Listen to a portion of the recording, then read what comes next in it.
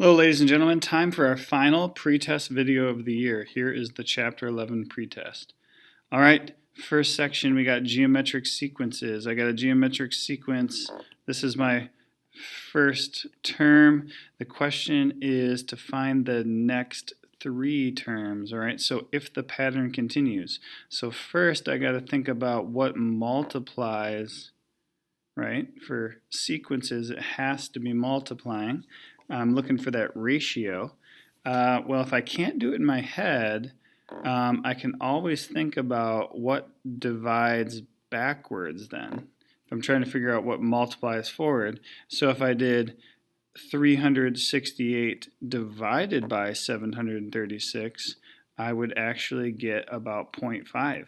So, what's happening is these are half the size.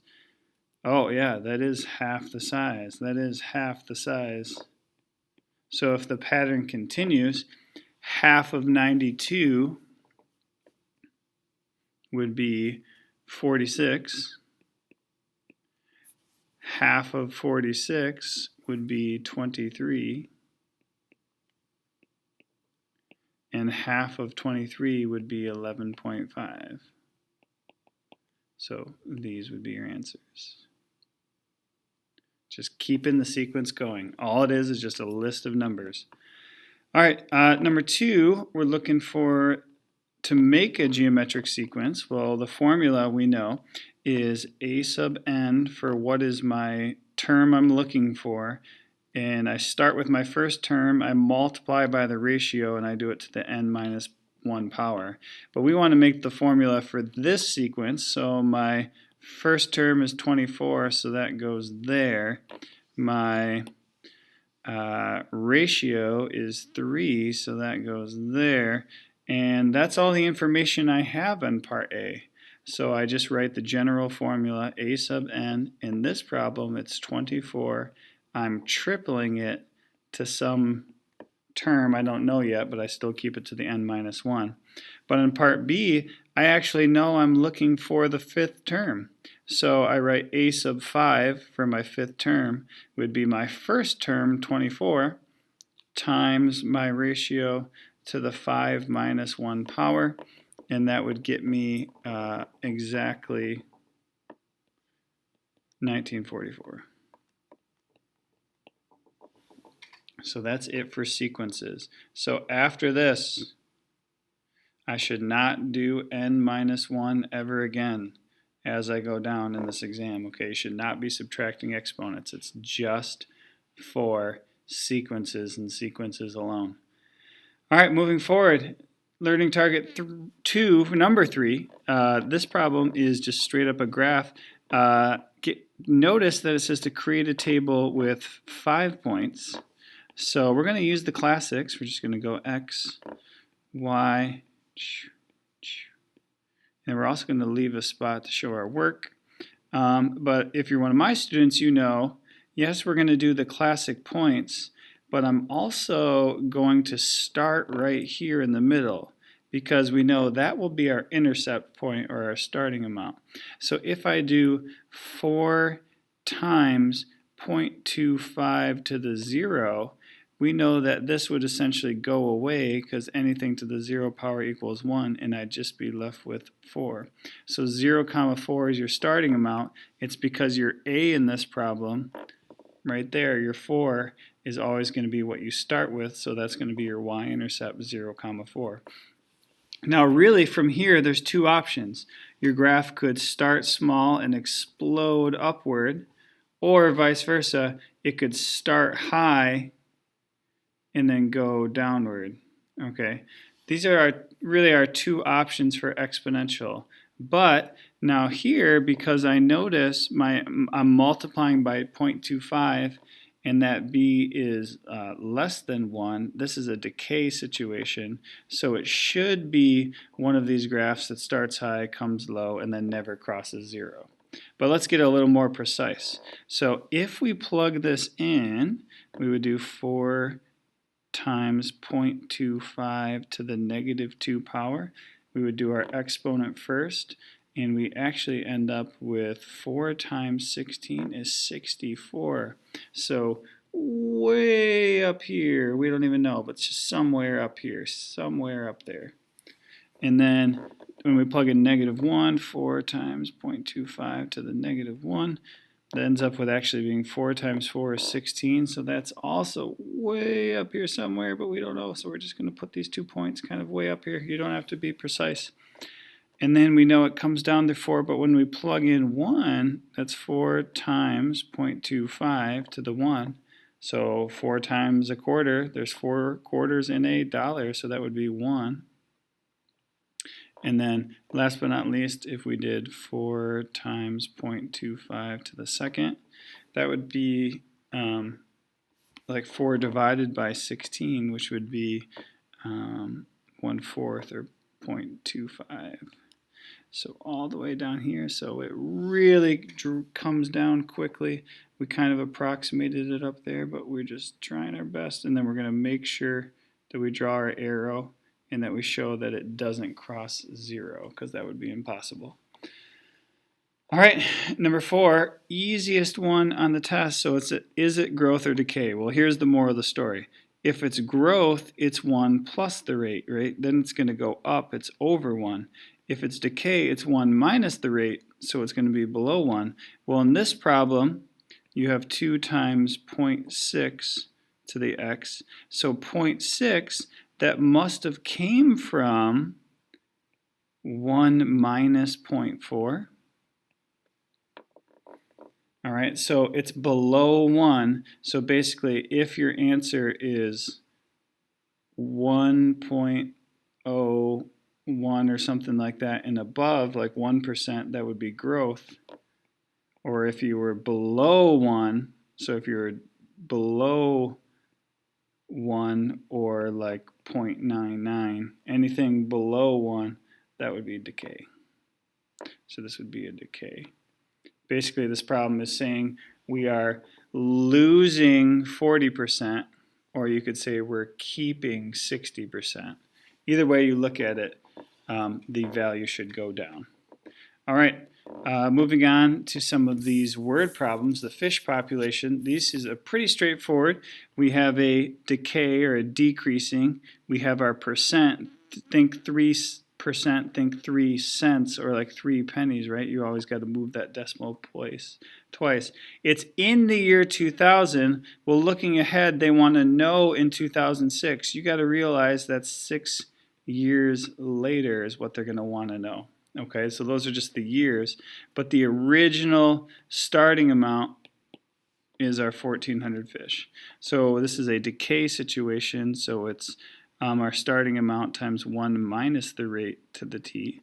So it would be our starting amount, 1,450 fish. That's our starting amount again, starting amount, times 1 minus 0.03 to the t. So in this problem, we just leave it with t because we don't know yet, but it's not until part B where we know 6 years later. So we actually type in 1450 to the 1 minus 0.03 to the 6, or we can just think if I'm losing 3%, isn't that the same as keeping 97% to the 6th power? And then we get our answer is approximately 1,208 fish. All right, half-life, boom, instantly. We see that. We already know the half-life problem. Okay, but remember this up here, this is going to get us the number of half-life cycles. Thanks, Frank, for that. All right, so we're going to do our starting amount, doesn't matter what letter it is. So we have 200 times 0.5, it's half-life. But then usually the top number is going to be the bigger number, right? Every time we're trying to figure out how many half-life cycles have happened. So it's 24 hours, but a half-life happens every 1.5 hours. So it's like saying how many times does 1.5 hour cycle happen in 24 hours. So if we divide that, that would be 200 times 0.5 to the 16th, and we get approximately 0.003 milligrams of our isotope left. All right. As soon as we see compounded and monthly, we know our n is going to be 12 in this problem, so our formula is the principal times 1 plus the rate, but we have to divide it by how many times we get our money, so in this case 12, and then our exponent we have to multiply by how many times I get my money per year. And I already put the 12 in there on accident. I guess I can quick fix that and make it an n.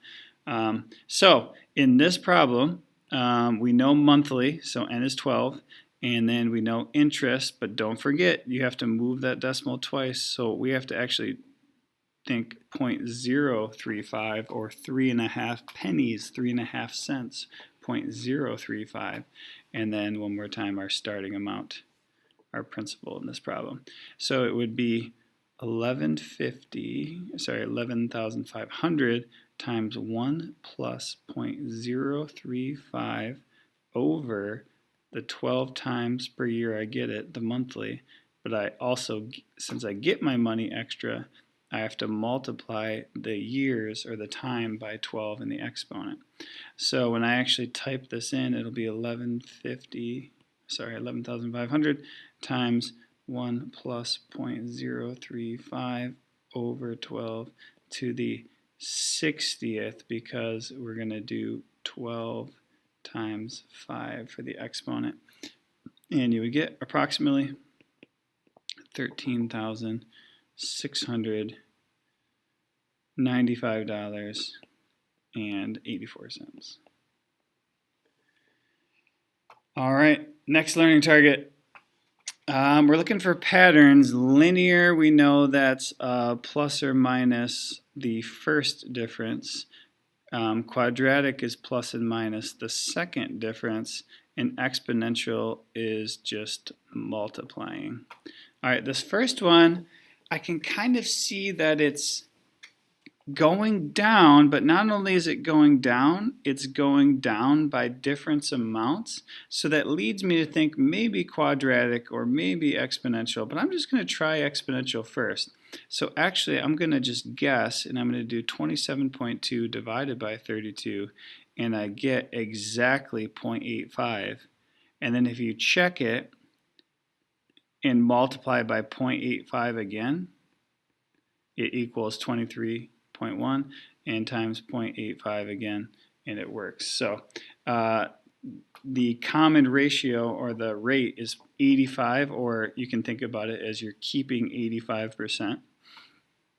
So we can think about it as 100% minus 15%, or you can think about it as just keeping 85%. Same idea. Either way, it's decreasing, but this would be a exponential change because it's the multiplier. Second one, super straightforward. Hopefully you get that like instantaneously, plus 3, plus 3, plus 3.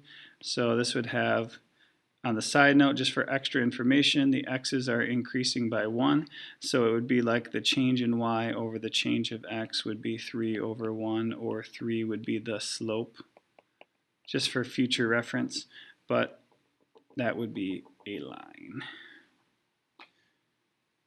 All right, continuing the pattern here. Now, I'm going to guess that this is exponential because it's like a big jump, but then an even bigger jump, and then a very, very big jump. So I'm going to guess I'm going to multiply here. So I'm going to guess it's exponential.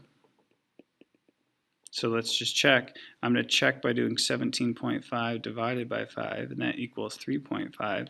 Well, sure enough, if you multiply this one by 3.5, it equals 61.25. You multiply by 3.5 again. So that's the pattern. All right, we're multiplying by 3.5. The best model is exponential, but you guys, they're talking about just exponential in general. So this is just a starting amount, starting amount, starting amount. What am I multiplying by? Well, I'm multiplying by 3.5 each time, over and over and over again, and then we just do it to the x power. All right, so they want to write an equation to model the data, so it actually has to be this information. So it would be y equals 5, my starting amount, times 3.5 to the x power. Just very straightforward. So use the equation to predict after 5 years. So I'm just going to do 5 times 3.5 to the 5th power, and I'm going to get approximately $2,626.09 money. All right, finally, a complete mind shift, and now we're living in the square root world.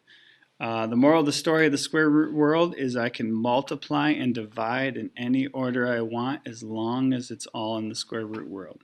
So I'm going to think, what is the biggest perfect square? Maybe I want to make my list here. So 4, 9, 16, 25, 36, 49, 64, 81, 100, 121, 144, 169, 196, 225. So those are the first 15 perfect squares. We don't really need to check the one.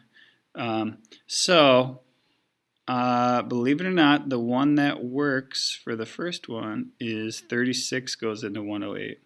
That is the biggest one that goes into 108. So it's 36 times 3.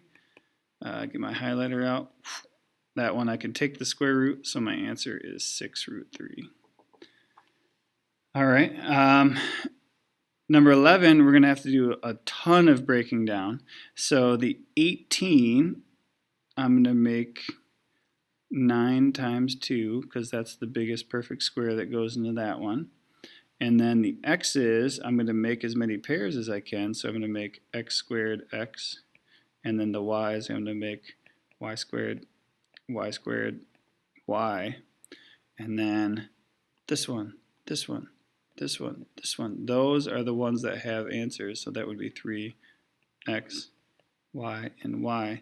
So put those pieces together, that would be 3xy squared in pink there, and then put the leftovers together, root 2, root x, root y, so root 2xy. There'd be the full answer.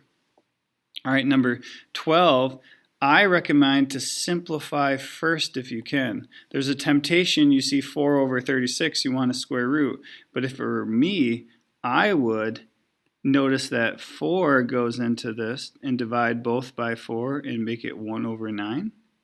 And then I'd also do the little exponent trick where you could do subtract 6 from 4, and you get negative 2, which would indicate that the z squared, or the extra 2, would be left over on the bottom. Or you can take away 4 from both, and that would leave z squared on the bottom. So do not forget, I have not taken the square root yet. Well, believe it or not, those are actually all literally perfect squares. So if I write them separately, square root, square root, square root, I would get 1 over 3z. Pretty straightforward. All right. Pressing forward, now we're talking add and subtract, so that can only be like terms. They can only be like terms in order to add and subtract. Okay, so number 13, these are not like terms, but I notice my 12 could turn into 4 times 3. So don't forget this 3 is still out here. And then the square root of 4 is 2. So I have 3 times 2 times root 3, so that would be 6 root 3. And then believe it or not, this whole chunk is minus the exact same thing, and anything minus itself is a perfect 0. How about that? Perimeter of a triangle, well, I'm just going to draw a triangle, a random triangle, there we go. And it says one of the sides is 10, one of them is 6 root 5, and one of them is square root of 80. And it says find the perimeter, so this plus this plus this. Can you add up the outside? So you just actually have to just write it. 10 plus 6 root 5 plus root 80. Well, Can't go any further, can't go any further, but 80 I could make 16 times 5, and I'm going to check 5 because I know that's the only way I'll be able to do it. The square root of 16 is 4, so I have 10 plus 6 root 5 plus 4 root 5. I can add those like terms. My final answer would be 10 plus 10 root 5. We're almost there. Stay strong. All right. There's really a hint here, multiply, but you should think then simplify. All right, so because they're both in the square root, you can just multiply all that junk together and you get root 84d squared. You could write them separate, root 84 times root d squared. All right, the 84 could break down into, I think, only 4 times 21. And the square root of 4 is 2. And then you still have root d squared, and then that would turn into d. So you have 2 root 21 and d, so put it all together, 2d root 21. This one is a FOIL problem. I have 3 times 4, which is 12. I have 3 times root 7. I can't do it, so that's 3 times root 7. And then on the inside, I have root 7 times 4. Can't do it, so 4 root 7. And then last but not least, root 7 times root 7, any root times itself, is just the regular number underneath. These are all positives, so we're going to add them all together, and then we end up, these are like terms in the middle, and then on the outside, regular 12 plus regular 7. So we're going to write 7 root 7 plus 19. All right, number 16, I could simplify the 12, but I'm noticing like 12 and 7 don't divide. So I'm going to multiply by root 7 on the bottom to equal a regular 7. That's called rationalizing the denominator. But then I would also have to multiply by root 7 on top. So 12 times 7 is 84x. We're going to use the test to take the test. Look, we already know what the square root of 84 equals. It's 2 root 21. And then there's this extra x inside. So I'm going to get 2 root 21x on top over 7. And then we just transfer the answer, 2 root 21x over 7. All right, just the final two. Total mind shift, this is solved. We're wondering, what is x? What does it equal? So hopefully you could do this in your head. Let me do a little cover method. What if I put a blank here? So if you use 7 times blank is 63, I think everyone would know that that blank spot is 9. So that has to be 9. Wait, that's not 9. Oh, so it'd have to be the square root of 81. So, oh, x is 81. Sometimes it just helps to see the answer. But how I would show my work on this, just classic algebra, I'd get x by itself. I'd divide by 7. And then I'd have root x equals 9. And then to get rid of the square root, I would square it, because that would cancel out the square root. But then I'd also have to square this side. So then we get our x equals 81. Last but not least, this problem is a little strange and bizarre for some of you. We haven't necessarily gone over too many like this, but the idea is I have these two separate chunks that I'm subtracting and it equals 0. So they have to be the same thing. So you could just make that assumption. Anything minus itself equals 0.